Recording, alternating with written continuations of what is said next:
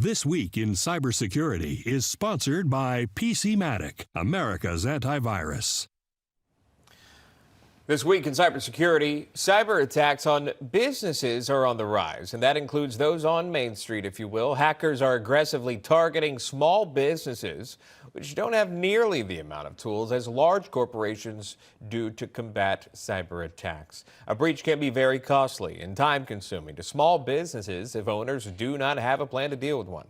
In fact, according to the Verizon 2023 Data Breach Investigations report, the median cost per ransomware attack more than doubled over the past 2 years to $26,000. And remember, we're talking about small businesses here. Scott Augenbaum is a retired FBI supervisory special agent and the author of The Secret to Cybersecurity. Scott, thanks for coming on. From this report, why are hackers going after small businesses? What do they hope to gain? Well, one of the things that I always say is the cyber criminals do not care who you are. They do not care the size of your business. They want to target you. And why do they want to target you? For financial gain, to steal your credit card information, to get access to your customers. And as we see so many large businesses getting breached, the small businesses can't handle this, and I've seen plenty of organizations go out of business.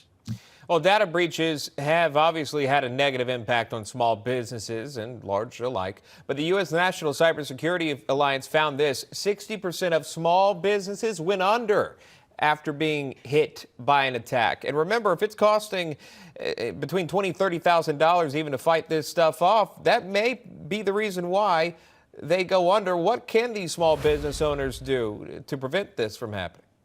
Well, they have to realize what I call the four truths of cybersecurity. The first one is nobody expects to be a victim. That's a falsehood. The cyber criminals are going to target small businesses. When they steal your money, it's difficult or impossible to get back. These criminals are overseas in foreign countries. Bringing them to justice is even harder. But one of the things that I discovered and I talk about all the time is 90% of it easily could have been prevented if they just follow a couple of simple tips. All right, Scott Augenbaum, we are out of time with that. Scott, thank you so much. Always good to see you. Thank you.